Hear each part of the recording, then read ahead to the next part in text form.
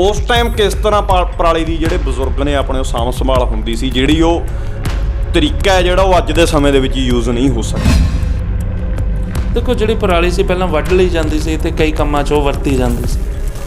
ਅੱਜ ਜੇ ਗੱਲ ਕਰ ਲਈਏ ਤਾਂ ਕੰਬਾਈਨਾਂ ਆ ਗਈਆਂ, ਉਹਨਾਂ ਨਾਲ ਅਸੀਂ ਵੱਢਦੇ ਹਾਂ ਅਤੇ ਜਿਹੜੀ ਪਰਾਲੀ ਆ ਉਹ ਬਚਦੀ ਆ ਨੀਚੇ। ਦੂਜੀਆਂ ਚੀਜ਼ਾਂ ਜੇ ਅਸੀਂ ਗੱਲ ਕਰਦੇ ਹਾਂ ਤਾਂ ਝੋਨੇ ਦੇ ਵਿੱਚ ਕਈ ਦਿੱਕਤਾਂ ਹੋਰ ਅਸੀਂ ਦੇਖਦੇ ਹਾਂ ਕਿ ਜਿਹੜੀ ਪਰਾਲੀ ਹੈ ਉਹਨੂੰ ਹੁਣ ਅੱਗ ਲਾਈ ਜਾ ਰਹੀ ਹੈ। ਉਹਦੇ ਤੋਂ ਬਿਨਾਂ ਉਹਦੇ ਕਈ ਸਲਿਊਸ਼ਨ ਨੇ। ਇਸ ਪਰਾਲੀ ਤੋਂ ਤੁਸੀਂ ਖੁੰਬਾਂ ਪੈਦਾ ਕਰ ਸਕਦੇ ਹੋ। ਉਹਨੂੰ ਖੁੰਬਾਂ ਪੈਦਾ ਕਰਨ ਲਈ ਅਸੀਂ ਪਰਾਲੀ ਨੂੰ ਵਰਤ ਸਕਦੇ ਹਾਂ। ਸੋ ਉਸ ਤੋਂ ਬਾਅਦ ਤੁਸੀਂ ਉਹਨੂੰ ਡਿਲਿਊਟ ਕਰਕੇ ਖੇਤਾਂ ਦੇ ਵਿੱਚ ਛਿੜਕਾਓ ਕਰ ਦਿੰਦੇ ਹੋ ਅਤੇ ਆਲਮੋਸਟ ਜਿਹੜਾ ਹੈਗਾ ਆ 25 ਕੁ ਦਿਨਾਂ ਬਾਅਦ ਉਹ ਕਾਫੀ ਪਰਾਲੀ ਨੂੰ ਗਾਲ ਦਿੰਦਾ। ਸਰ ਪਰਾਲੀ ਨੂੰ ਗਾਲ ਦਿੰਦਾ, ਤੁਸੀਂ ਨੇ ਚਲੋ ਬੜਾ ਵਧੀਆ ਸਲਿਊਸ਼ਨ ਜਿਹੜਾ ਦੱਸਿਆ ਕਿ ਕੈਪਸੂਲ ਇਸ ਤਰ੍ਹਾਂ ਦੇ ਹੈਗੇ ਨੇ, ਪਰ ਆਮ ਕਿਸਾਨਾਂ ਦੀ ਨੌਲੇਜ ਤੋਂ ਦੂਰ ਨੇ ਜਾਂ ਪਹੁੰਚ ਤੋਂ ਦੂਰ ਨੇ। ਜਿਹਨੂੰ ਇੱਕ ਮਾਚਿਸ ਦੀ ਤਿੱਲੀ ਲਾ ਕੇ ਸਲਿਊਸ਼ਨ ਮਿਲ ਗਿਆ, ਉਹ ਕੈਪਸੂਲ ਲੈ ਕੇ ਗੁੜ ਲੈ ਕੇ ਉਹਨੂੰ ਘੋਲ ਕੇ ਉਹ ਸਪਰੇਅ ਕਿਉਂ ਕਰੂਗਾ? ਉਹ ਕਿਉਂ ਕਰੂਗਾ? ਸੋ ਮਿਹਨਤ ਪੱਖੋਂ ਵੀ ਅਸੀਂ ਥੋੜ੍ਹਾ ਡਰਦੇ ਹਾਂ। ਇਸ ਤੋਂ ਬਿਨਾਂ ਵੀ ਕਈ ਸਲਿਊਸ਼ਨਸ ਅਸੀਂ ਕੱਢ ਸਕਦੇ ਹਾਂ। ਜਿਵੇਂ ਮੈਂ ਤੁਹਾਨੂੰ ਖੁੰਬਾਂ ਦੀ ਕਾਸ਼ਤ ਕਹੀ ਕਿ ਪਰਾਲੀ 'ਚ ਖੁੰਬਾਂ ਦੀ ਕਾਸ਼ਤ ਕਰ ਸਕਦੇ ਹਾਂ। ਤੁਹਾਨੂੰ ਪਤਾ ਹੈ ਕਿ ਖੁੰਬ ਕਿੰਨੀ ਕਾਸਟਲੀ ਵਿਕਦੀ ਹੈ। ਸੋ ਉਹਦੇ ਲਈ ਅਸੀਂ ਉਹਨੂੰ ਵਰਤ ਸਕਦੇ ਹਾਂ। ਠੀਕ ਹੈ, ਨਾਲੇ ਤਾਂ ਪਰਾਲੀ ਦੀ ਸਮੱਸਿਆ ਜਿਹੜੀ ਉਹ ਹੱਲ ਹੋਊਗੀ, ਨਾਲੇ ਜ਼ਿਮੀਂਦਾਰ ਨੂੰ ਹੋਰ 4 ਪੈਸੇ ਜਿਹੜੇ ਵਧੀਆ ਨੇ ਉਹ ਬਣ ਸਕਦੇ। ਦੇਖੋ ਮੈਂ ਤਾਂ ਕਹਿੰਦਾ ਕਿ ਜਦੋਂ ਤੁਸੀਂ ਇਹਦਾ ਫਾਇਦਾ ਸੀਗਾ ਉਦੋਂ ਤਾਂ ਸਾਡੇ ਝੋਨਾ ਇੰਟਰੋਡਿਊਸ ਕਰਤਾ ਕਿ ਝੋਨਾ ਲਾਓ, ਪ੍ਰੋਡਕਸ਼ਨ ਦਿਓ, ਦੇਸ਼ ਦਾ ਢਿੱਡ ਭਰਨਾ ਹੈ। ਹੁਣ ਜਦੋਂ ਸਾਡੇ ਕੋਲ ਐਕਸਟਰਾ ਹੋ ਗਿਆ ਤਾਂ ਅਸੀਂ ਕਲਪਰੇਟ ਹੋ ਗਏ। ਹੁੰਦਾ ਕੀ ਹੈ ਕਿ ਜਿਹੜਾ ਪੋਲਿਊਸ਼ਨ ਹੈ ਉਹ ਅਤੇ ਜਿਹੜੀ ਨਮੀ ਹੈ ਅਤੇ ਹਵਾ ਹੈ, ਇਹ ਆਪਸ 'ਚ ਮਿਲ ਕੇ ਇੱਕ ਸਮੋਕ ਬਣਾਉਂਦੀ। ਹੁਣ ਇਹਦੇ ਵਿੱਚ ਇੱਕ ਚੀਜ਼ ਧਿਆਨ ਨਾਲ ਦੇਖੀਏ ਕਿ ਸਿਰਫ ਧੂੰਆਂ ਹੀ ਇੱਥੋਂ ਨਹੀਂ ਚਲੇਗਾ, ਫਿਰ ਤਾਂ ਮੈਂ ਕਹੂੰਗਾ ਕਿ ਇਹਦੇ ਲਈ ਜ਼ਿੰਮੇਵਾਰ ਪਾਕਿਸਤਾਨ ਵੀ ਹੈ। ਕੀ ਗੌਰਮੈਂਟ ਨੂੰ ਸਟੈਪ ਜਿਹੜੇ ਨੇ ਕਿਸਾਨ ਹਿੱਤ ਦੇ ਵਿੱਚ ਲੈਣੇ ਚਾਹੀਦੇ ਨੇ ਕਿ ਪੋਲਿਊਸ਼ਨ ਤੋਂ ਵੀ ਨਿਜਾਤ ਮਿਲ ਜਾਵੇ ਅਤੇ ਉਹਨਾਂ ਦੇ ਬਜਟ ਦੇ ਵਿੱਚ ਵੀ ਜਿਹੜੀਆਂ ਨੇ ਮਸ਼ੀਨਾਂ ਜਾਂ ਹੋਰ ਕਿਸੇ ਤਰ੍ਹਾਂ ਦੀ ਟੈਕਨੀਕ ਜਿਹੜੀ ਆ ਉਹਨਾਂ ਦੇ ਬਜਟ ਦੇ ਵਿੱਚ ਆ ਜਾਵੇ?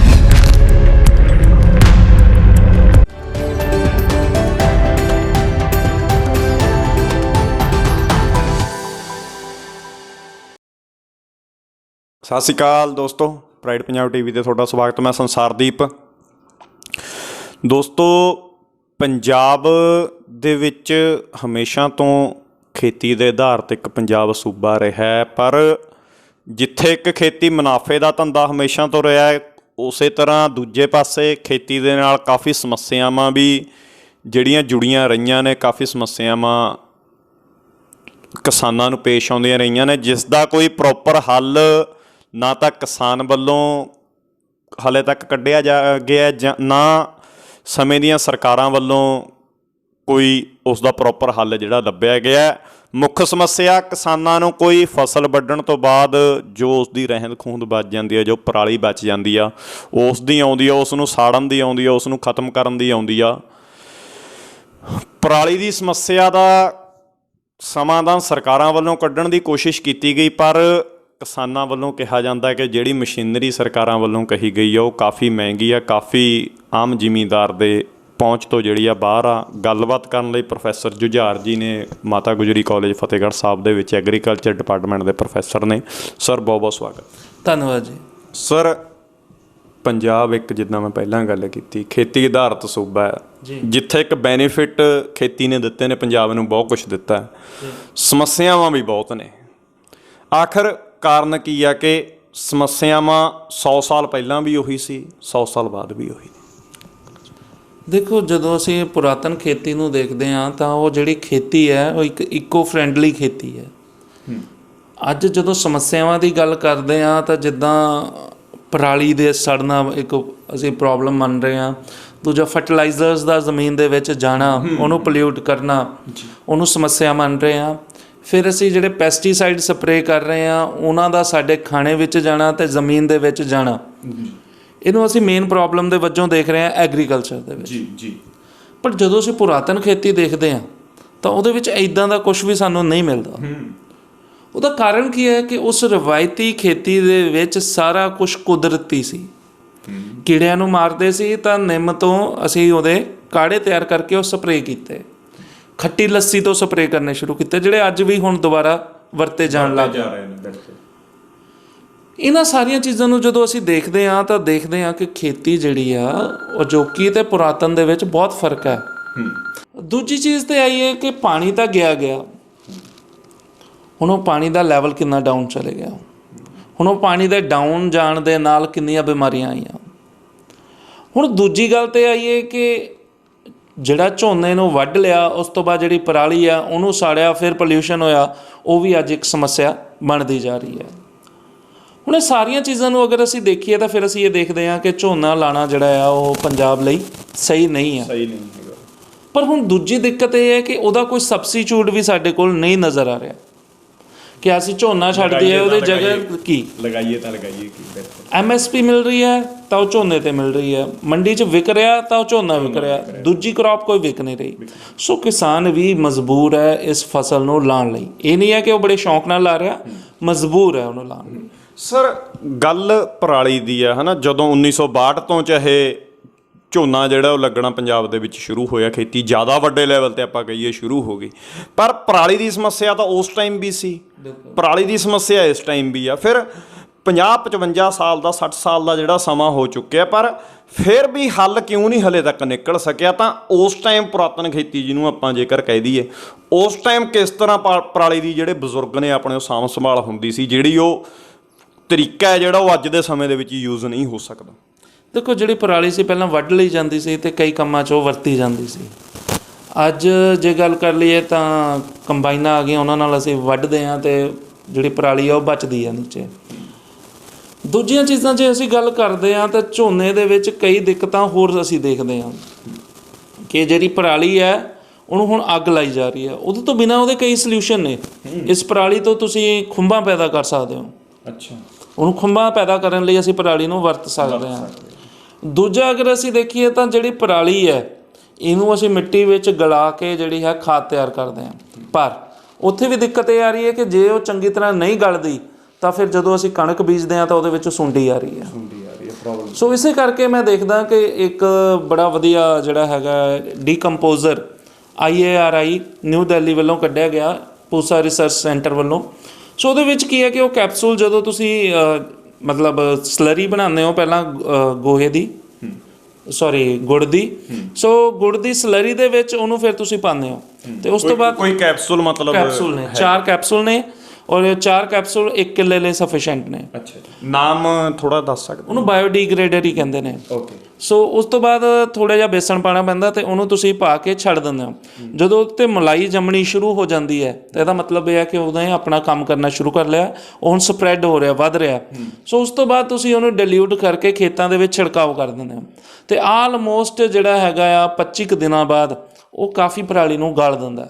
ਸਰ, ਪਰਾਲੀ ਨੂੰ ਗਾਲ ਦਿੰਦਾ, ਤੁਸੀਂ ਨੇ ਚਲੋ ਬੜਾ ਵਧੀਆ ਸੋਲਿਊਸ਼ਨ ਜਿਹੜਾ ਦੱਸਿਆ ਕਿ ਕੈਪਸੂਲ ਇਸ ਤਰ੍ਹਾਂ ਦੇ ਹੈਗੇ ਨੇ, ਪਰ ਆਮ ਕਿਸਾਨਾਂ ਦੀ ਨੌਲੇਜ ਤੋਂ ਦੂਰ ਨੇ ਜਾਂ ਪਹੁੰਚ ਤੋਂ ਦੂਰ ਨੇ ਇਹ। ਫਿਰ ਉਹਨਾਂ ਤੱਕ ਹਾਲੇ ਤੱਕ ਜਿਹੜਾ ਐਗਰੀਕਲਚਰ ਡਿਪਾਰਟਮੈਂਟ ਆ, ਚਾਹੇ ਉਹ ਕਾਲਜਿਸ ਹੋਣ, ਚਾਹੇ ਸਕੂਲ ਹੋਣ ਜਾਂ ਹਾਇਰ ਯੂਨੀਵਰਸਿਟੀਜ਼ ਹੋਣ, ਫਿਰ ਉਹ ਇਸ ਤਰ੍ਹਾਂ ਦੀ ਨੌਲੇਜ ਜਿਹੜੀ ਆ ਆਮ ਲੋਕਾਂ ਤੱਕ ਪਹੁੰਚਾਉਣ ਦੇ ਵਿੱਚ ਫੇਲ ਹੋਏ ਨੇ, ਜਾਂ ਕਾਰਨ ਕੀ ਆ ਜਿਹੜਾ ਆਮ ਲੋਕਾਂ ਨੂੰ ਹਾਲੇ ਇਸ ਕੰਮ ਦੇ ਬਾਰੇ ਨੌਲੇਜ ਹੀ ਹੈ ਨਹੀਂ?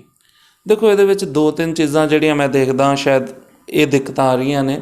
ਸਭ ਤੋਂ ਪਹਿਲਾਂ ਤਾਂ ਕਿ ਜਦੋਂ ਇਹ ਕੈਪਸੂਲ ਅਸੀਂ ਵਰਤਣੇ ਆ ਤਾਂ ਨਮੀ ਜਿਹੜੀ ਹੈ ਉਹ ਜ਼ਮੀਨ 'ਚ ਚਾਹੀਦੀ ਹੈ। ਨਮੀ ਹੋਏਗੀ ਤਾਂ ਉਹ ਜ਼ਿਆਦਾ ਵਧੀਆ ਸਪਰੈਡ ਹੁੰਦਾ। ਸੈਕਿੰਡ ਚੀਜ਼ ਕੀ ਹੈ ਕਿ ਜਿਹਨੂੰ ਇੱਕ ਮਾਚਿਸ ਦੀ ਤਿੱਲੀ ਲਾ ਕੇ ਸੋਲਿਊਸ਼ਨ ਮਿਲ ਗਿਆ, ਉਹ ਕੈਪਸੂਲ ਲੈ ਕੇ, ਗੁੜ ਲੈ ਕੇ, ਉਹਨੂੰ ਘੋਲ ਕੇ ਉਹ ਸਪਰੇਅ ਕਿਉਂ ਕਰੂਗਾ? ਉਹ ਕਿਉਂ ਕਰੂਗਾ? ਸੋ ਮਿਹਨਤ ਪੱਖੋਂ ਵੀ ਅਸੀਂ ਥੋੜ੍ਹਾ ਡਰਦੇ ਹਾਂ। ਠੀਕ ਹੈ। ਤੀਜੀ ਚੀਜ਼ ਕਿ ਇਸ ਤੋਂ ਬਾਅਦ ਗਲਣ ਤੋਂ ਬਾਅਦ ਵੀ ਅਸੀਂ 20-25 ਦਿਨ ਵੇਟ ਕਰ ਰਹੇ ਹਾਂ ਨਾ, ਉਹਦੇ 'ਚ ਤਾਂ ਅੱਗ ਲਾਈ, ਵਾਇਆ, ਖੇਤੀ ਸ਼ੁਰੂ। ਸੋ ਇਹ ਚੀਜ਼ਾਂ ਨੇ ਕਿ ਕਿਤੇ ਨਾ ਕਿਤੇ ਅਸੀਂ ਆਪਣਾ ਕੰਫਰਟ ਵੀ ਦੇਖ ਰਹੇ ਹਾਂ। ਸੋ ਕੰਫਰਟ ਨੂੰ ਨਾ ਦੇਖਦੇ ਹੋਏ ਜ਼ਮੀਨ ਬਾਰੇ ਵੀ ਸਾਨੂੰ ਸੋਚਣਾ ਪਏਗਾ। ਲਾਸਟ ਟਾਈਮ ਮੈਨੂੰ ਯਾਦ ਹੈ ਕਿ ਸਾਨੂੰ ਜਦੋਂ ਡੀਕੰਪੋਜ਼ਰ ਨਹੀਂ ਮਿਲੇ ਸੀ ਤਾਂ ਅਸੀਂ ਕੀ ਕੀਤਾ ਕਿ ਉਹਨੂੰ ਪਹਿਲਾਂ ਕਟਰ ਨਾਲ ਕੱਟ ਕੇ ਉਸ ਤੋਂ ਬਾਅਦ ਆਪਣਾ ਹੀ ਇੱਕ ਦੇਸੀ ਜੁਗਾੜ ਬਣਾਇਆ। ਅਸੀਂ ਹਲ ਦੇ ਵਿੱਚ ਨੀਚੇ ਸਰੀਏ ਜਿਹੜੇ ਆ ਉਹ ਬੰਨ੍ਹ ਲਏ ਤੇ ਉਸ ਤੋਂ ਬਾਅਦ ਜਦੋਂ ਅਸੀਂ ਹਲ ਚਲਾਉਂਦੇ ਸੀ ਤਾਂ ਜਿਹੜਾ ਹੈਗਾ ਸੀਗਾ ਪਰਾਲੀ ਉਹ ਸਾਰੀ ਇਕੱਠੀ ਹੋਈ ਜਾਂਦੀ ਸੀ। ਸੋ ਅਸੀਂ ਉਹਨੂੰ ਇਕੱਠੀ ਕਰਕੇ ਸਾਈਡ ਕਰ ਦਿੱਤਾ। ਉਸ ਤੋਂ ਬਾਅਦ ਜਿਹੜਾ ਹੈਗਾ ਖੇਤਾਂ ਦੇ ਵਿੱਚ ਜਿਹੜੀ ਅਸੀਂ ਆਪਣੇ ਫੁੱਲਾਂ ਦੀ ਕਾਸ਼ਤ ਕਰਨੀ ਸੀ ਤੇ ਉਹ ਫੁੱਲ ਬੀਜੇ। ਸੋ ਕੁਛ ਨਾ ਕੁਛ ਦੇਸੀ ਜਿਹੜੇ ਜੁਗਾੜ ਆ ਉਹ ਵੀ ਸਾਨੂੰ ਦੇਖਣੇ ਪੈਣਗੇ ਕਿ ਕਿਸ ਤਰ੍ਹਾਂ ਅਸੀਂ ਖੇਤਾਂ ਨੂੰ ਸਾਫ਼ ਕਰ ਸਕਦੇ ਹਾਂ। ਨਾ ਸਿਰਫ ਡੀਕੰਪੋਜ਼ਰ, ਇਸ ਤੋਂ ਬਿਨਾਂ ਵੀ ਕਈ ਸੋਲਿਊਸ਼ਨਸ ਅਸੀਂ ਕੱਢ ਸਕਦੇ ਹਾਂ। ਜਿਵੇਂ ਮੈਂ ਤੁਹਾਨੂੰ ਖੁੰਭਾਂ ਦੀ ਕਾਸ਼ਤ ਕਹੀ ਕਿ ਪਰਾਲੀ 'ਚ ਖੁੰਭਾਂ ਦੀ ਕਾਸ਼ਤ ਕਰ ਸਕਦੇ ਹਾਂ। ਤੁਹਾਨੂੰ ਪਤਾ ਹੈ ਕਿ ਖੁੰਭ ਕਿੰਨੀ ਕਾਸਟਲੀ ਵਿਕਦੀ ਹੈ। ਸੋ ਉਹਦੇ ਲਈ ਅਸੀਂ ਉਹਨੂੰ ਵਰਤ ਸਕਦੇ ਹਾਂ। ਠੀਕ ਹੈ, ਨਾਲੇ ਤਾਂ ਪਰਾਲੀ ਦੀ ਸਮੱਸਿਆ ਜਿਹੜੀ ਉਹ ਹੱਲ ਹੋਊਗੀ, ਨਾਲੇ ਜ਼ਿਮੀਂਦਾਰ ਨੂੰ ਹੋਰ 4 ਪੈਸੇ ਜਿਹੜੇ ਵਧੀਆ ਨੇ ਉਹ ਬਣ ਸਕਦੇ ਨੇ। ਦੇਖੋ ਇੱਕ ਪਾਸੇ ਮਸ਼ੀਨਾਂ ਵੀ ਆਈਆਂ ਨੇ ਜਿਹੜੇ ਉਹਨੂੰ ਕੱਟ ਕੇ ਬੰਡਲ ਬਣਾ ਦਿੰਦੀਆਂ ਨੇ। ਅਸੀਂ ਕਹਿ ਲਓ ਵੀ ਪਰਾਲੀ ਤੋਂ ਚੱਲਣ ਵਾਲੇ ਥਰਮਲ ਪਲਾਂਟ ਵੀ ਲਾ ਦਿੱਤੇ। ਬਟ ਹਕੀਕਤ ਇਹ ਹੈ ਕਿ ਇਹ ਸਾਰੀਆਂ ਚੀਜ਼ਾਂ ਰਿਐਲਿਟੀ ਤੋਂ ਬਹੁਤ ਦੂਰ ਹੈ। ਲਾਸਟ ਈਅਰ ਦੀ ਅਗਰ ਗੱਲ ਕਰਾਂ ਤਾਂ 70,000 ਤੋਂ ਜ਼ਿਆਦਾ ਜਿਹੜੇ ਮਾਮਲੇ ਨੇ ਉਹ ਆਏ ਨੇ ਕਿ ਪਰਾਲੀ ਨੂੰ ਅੱਗ ਲਾਈ ਗਈ ਆ। 70,000 ਤੋਂ ਜ਼ਿਆਦਾ ਸਿਰਫ ਪੰਜਾਬ ਦੇ ਵਿੱਚ। ਫਿਰ ਹਰਿਆਣਾ ਵੀ ਹੈ, ਫਿਰ ਯੂਪੀ ਵੀ ਹੈ। ਜੋ ਉਹੀ ਬੂਟੇ ਅਸੀਂ ਵੱਢ ਕੇ ਸਿੱਟ ਰਹੇ ਹਾਂ ਤਾਂ ਪੋਲਿਊਸ਼ਨ ਸਾਫ਼ ਕਿੱਥੋਂ ਲੱਭਾਂਗੇ, ਹਵਾ ਸਾਫ਼ ਕਿੱਥੋਂ ਲੱਭਾਂਗੇ? ਮਤਲਬ ਪਰਾਲੀ ਦੀ ਸਮੱਸਿਆ ਦਾ ਹੱਲ ਜਿਹੜਾ ਤੁਸੀਂ ਬੂਟੇ ਦੱਸੇ ਨੇ, ਦਰਖਤ ਦੱਸੇ ਨੇ, ਜੇ ਆਪਾਂ ਇਹ ਵੀ ਲਗਾ ਲਈਏ ਤਾਂ ਕਿਤੇ ਨਾ ਕਿਤੇ ਆਪਾਂ ਕੰਟਰੋਲ ਕਰਨ 'ਚ ਜਿਹੜਾ ਕਾਮਯਾਬ ਹੋ ਸਕਦਾ। ਬਿਲਕੁਲ, ਦੇਖੋ 100% ਨਹੀਂ ਮੈਂ ਕਹਿੰਦਾ ਕਿ ਕੰਟਰੋਲ ਕਰ ਲਾਂਗੇ, ਕੁਛ ਹੱਦ ਤੱਕ ਪੋਲਿਊਸ਼ਨ ਨੂੰ ਕੰਟਰੋਲ ਕਰਾਂਗੇ। ਦੇਖੋ ਇਹ ਤਾਂ ਅਸੀਂ ਬਚਪਨ ਤੋਂ ਪੜ੍ਹਦੇ ਆਏ ਹਾਂ ਕਿ ਦਰਖਤ ਜਿਹੜੇ ਨੇ ਉਹ ਹਵਾ ਨੂੰ ਸਾਫ਼ ਕਰਦੇ ਨੇ, ਕਾਰਬਨ ਡਾਈਆਕਸਾਈਡ ਨੂੰ ਆਪਣੇ ਵਿੱਚ ਸਮਾ ਲੈਂਦੇ ਨੇ। ਸੋ ਇਹੀ ਚੀਜ਼ਾਂ ਤਾਂ ਹੈਗੀਆਂ ਨੇ, ਇਹੀ ਤਾਂ ਸਾਡੀ ਦਿੱਕਤ ਹੈ ਅੱਜ ਦੀ। ਤੁਸੀਂ ਦੇਖੋ ਨਿੰਮ ਹੋ ਗਈ, ਅੱਛਾ ਹੋਰ ਛੱਡੋ, ਇੱਕ ਆਮ ਪੌਦਾ ਸੀਗਾ ਤੁਲਸੀ, ਉਹਨੂੰ ਘਰ ਦੀ ਐਂਟਰੈਂਸ ਤੇ ਲਾਉਂਦੇ ਸੀ। ਜਿਹੜੀ ਤੁਲਸੀ ਹੈ ਉਹ ਬਹੁਤ ਵਧੀਆ ਏਅਰ ਪਿਊਰੀਫਾਇਰ ਹੈ। ਸੋ ਜੇ ਘਰਾਂ ਦੇ ਵਿੱਚ ਇੱਕ ਤੁਲਸੀ ਸਾਰੇ ਲਾ ਲੈਣ, ਠੀਕ ਹੈ, ਨਾਲੇ ਤਾਂ ਬਿਮਾਰੀਆਂ ਤੋਂ ਦੂਰ ਰਹੀਏ ਤੇ ਨਾਲੇ ਆਪਣਾ ਵਾਤਾਵਰਨ ਸਾਫ਼ ਕਰੀਏ। ਨਿੰਮ ਹੈ, ਮੈਨੂੰ ਯਾਦ ਹੈ ਇੱਕ ਦਿਨ ਮਤਲਬ ਕਿਸੇ ਦੀ ਗੱਲ ਹੋਈ ਕਿ ਪੇਟ ਦੇ ਵਿੱਚ ਕੀੜੇ ਨੇ। ਮੈਂ ਕਿਹਾ ਤੁਸੀਂ ਨਿੰਮ ਦਾ ਇਹਨਾਂ ਨੂੰ ਰਸ ਦੇ ਦਿਓ।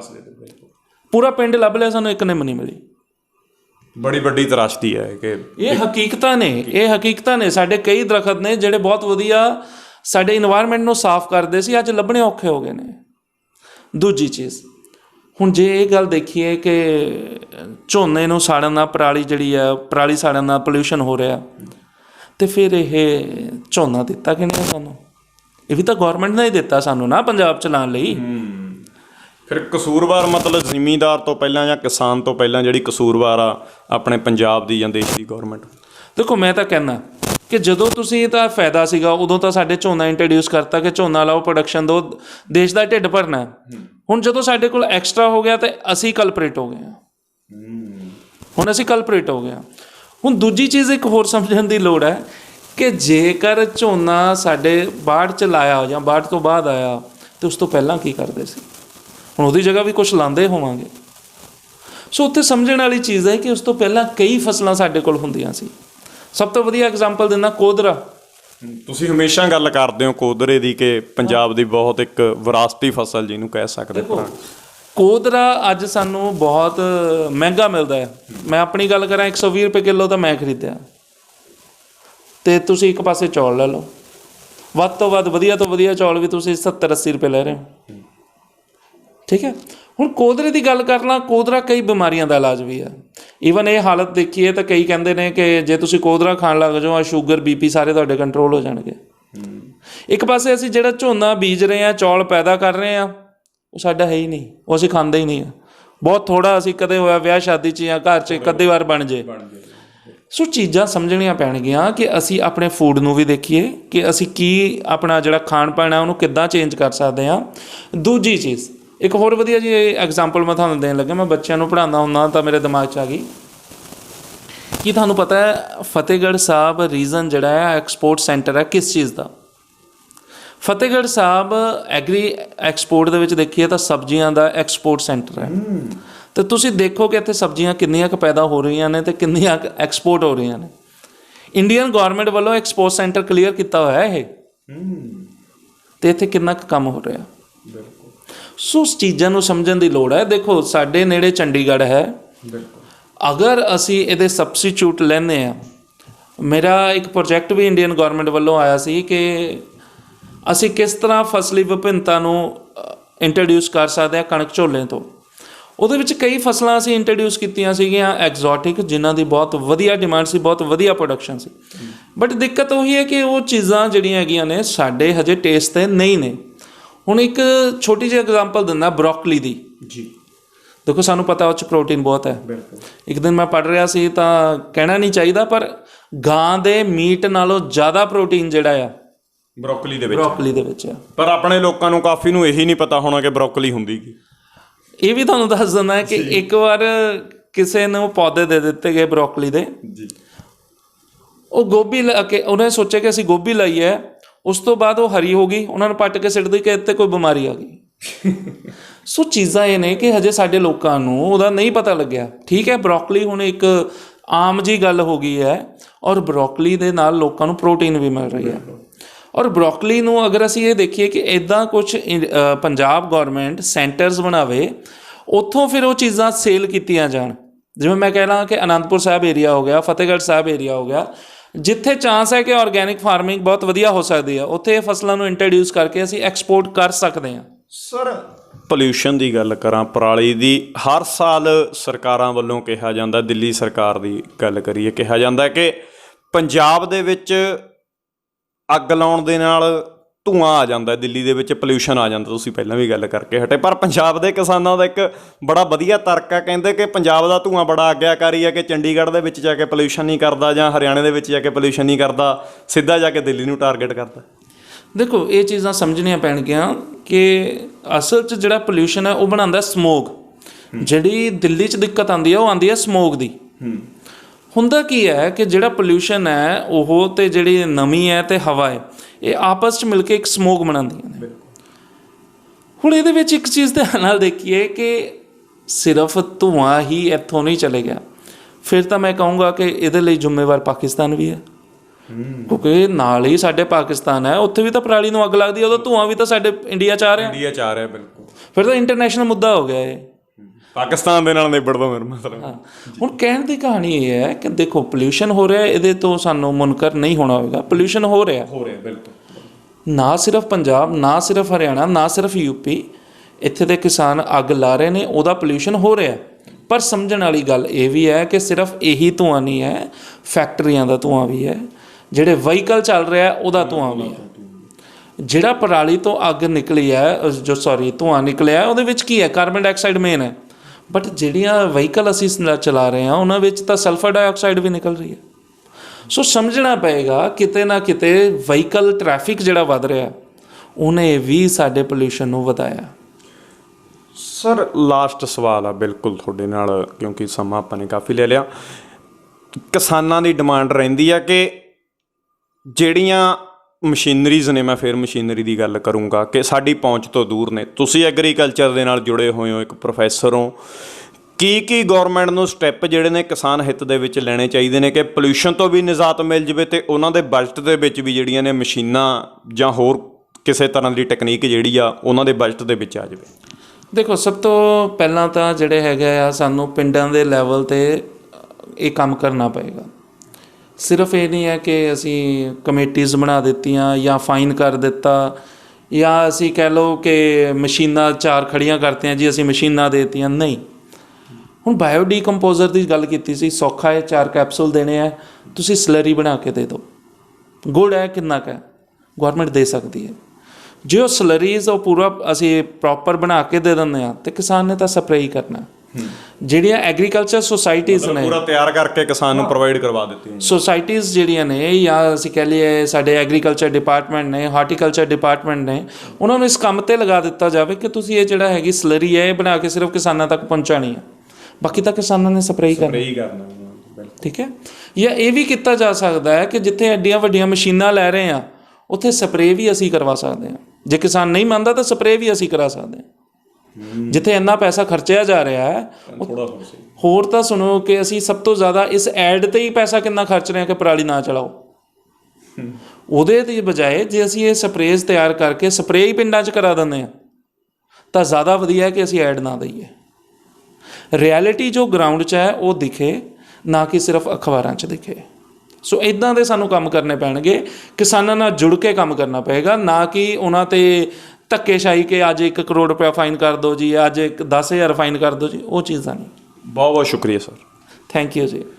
ਸੋ ਦੋਸਤੋ, ਪ੍ਰੋਫੈਸਰ ਜੁਝਾਰ ਸਿੰਘ ਜੀ ਨੇ ਬੜੇ ਵਧੀਆ ਵਿਚਾਰ ਦਿੱਤੇ ਕਿ ਗਰਾਊਂਡ ਲੈਵਲ ਤੇ ਕੰਮ ਕਰਨਾ ਪਏਗਾ। ਜੇਕਰ ਵਾਕਈ ਪਰਾਲੀ ਦੀ ਸਮੱਸਿਆ ਤੋਂ ਕਿਸਾਨਾਂ ਨੂੰ ਨਿਜਾਤ ਦਿਵਾਉਣਾ, ਸਿਰਫ ਜੁਰਮਾਨੇ ਫਾਈਨ ਕਰਨ ਦੇ ਨਾਲ, 10,000 ਫਾਈਨ ਕਰਨ ਨਾਲ, 50,000 ਫਾਈਨ ਕਰਨ ਦੇ ਨਾਲ ਇਸ ਸਮੱਸਿਆ ਦਾ ਹੱਲ ਨਹੀਂ ਹੋਣਾ। ਹੱਲ ਵੱਡੇ ਪੱਧਰ 'ਤੇ ਕਰਨਾ ਪੈਣਾ। ਐਡਵਰਟੀਜ਼ਮੈਂਟ ਦੇ ਨਾਲੋਂ ਕਿਸਾਨਾਂ ਦੇ ਖੇਤਾਂ ਤੱਕ ਸਰਕਾਰ ਨੂੰ ਪਹੁੰਚ ਕਰਨੀ ਪਏਗੀ, ਤਾਂ ਕਿ ਪੰਜਾਬ ਦੀ ਜਿਹੜੀ ਇੱਕ ਬਹੁਤ ਵੱਡੀ ਸਮੱਸਿਆ ਪੋਲਿਊਸ਼ਨ ਦੀ ਸਮੱਸਿਆ ਉਹ ਦੂਰ ਹੋ ਸਕੇ। ਆਸ ਕਰਦੇ ਹਾਂ ਪ੍ਰੋਫੈਸਰ ਸਾਹਿਬ ਦੇ ਵਿਚਾਰਾਂ 'ਤੇ, ਪ੍ਰੋਫੈਸਰ ਸਾਹਿਬ ਦੇ ਨੁਕਤਿਆਂ 'ਤੇ ਸਰਕਾਰ ਜਾਂ ਸਾਡਾ ਮਾਣਯੋਗ ਪ੍ਰਸ਼ਾਸਨ ਜ਼ਰੂਰ ਧਿਆਨ ਦੇਊਗਾ ਅਤੇ ਕਿਸਾਨਾਂ ਤੱਕ ਗਰਾਊਂਡ ਲੈਵਲ ਤੱਕ ਜਿਹੜੀ ਆ ਪਹੁੰਚ ਕਰੂਗਾ। ਕਿਸੇ ਹੋਰ ਨਵੀਂ ਅਪਡੇਟ ਦੇ ਨਾਲ ਤੁਹਾਡੇ ਤੱਕ ਪਹੁੰਚਦੇ ਹਾਂ। ਮੈਨੂੰ ਇਜਾਜ਼ਤ ਦਿਓ। ਪ੍ਰਾਈਡ ਪੰਜਾਬ TV ਦੇਖਦੇ ਰਹੋ। ਧੰਨਵਾਦ। ਤਾਜ਼ਾ ਖਬਰਾਂ ਤੇ ਨਵੀਆਂ ਜਾਣਕਾਰੀ ਭਰਪੂਰ ਵੀਡੀਓਜ਼ ਵੇਖਣ ਲਈ ਸਬਸਕ੍ਰਾਈਬ ਕਰੋ ਸਾਡਾ YouTube channel pride Punjab TV ਤੇ ਸਾਡਾ Facebook page pride Punjab TV ਨੂੰ ਫੋਲੋ ਜ਼ਰੂਰ ਕਰੋ ਤੇ ਨਾਲ ਹੀ ਨਾਲ ਇਸ ਨੂੰ ਲਾਈਕ ਵੀ ਕਰ ਲਵੋ।